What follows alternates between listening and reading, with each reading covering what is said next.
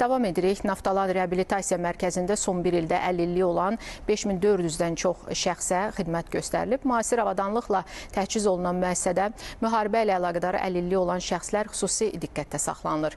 Dövlət Tibbi Sosial Ekspertiza və Reabilitasiya Agentliyi tərəfindən təşkil olunan mediaturda mərkəzin fəaliyyəti barədə məlumat verilib. 25 çarpayılıq Naftalan Reabilitasiya Mərkəzində əlilliyi olan şəxslərə tibbi və sosial-psixoloji xidmət göstərilir.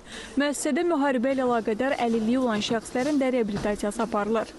Reabilitasiya xidmətlərinin əlçatanlığı məqsədi ilə vətəndaşlara ambulator qaydada, stasionar qaydada, habelə səyyar, telereabilitasiya və onlayn qaydada reabilitasiya xidmətləri icra olunur.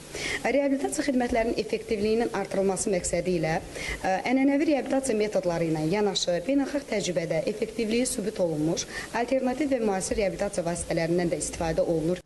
Post-müharibə dövründə müharibə ilə əlaqədar əlilliyi olan 400-ədək şəxs reabilitasiya xidmətləri ilə təmin olunub. Naftalan Reabilitasiya Mərkəzindən tez-tez gəlirəm mən müalicələrə görə. Masaja gəlirəm, burada idman eləyirik, parafin olunur, psixoloq yanına gəlirəm. Yəni belə şeylərə də çox kömək olunur. Burada parafindən istifadə olunur, ən çox mənə.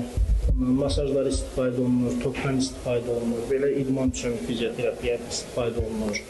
Ümumiyyətlə, demək olar ki, burada mənə uyğun ola biləcək, həkimlər sağ olsunlar təyinatı üzrə hər bir xəstəliyimin hər bir yönündə müalicə aparılır. Müasir avadanlıqlarla təchiz olunan müəssisədə müalicəvi bədən tərbiyəsi, ultrasəs və lazer müalicəsi, psixoterapiya, loqoped, əmək terapiyası kimi xidmətlər də göstərilir. Xaliq Qurbanlı, Fuad Quliyev, Lalə Allahverdiyeva, ASTV Xəbər.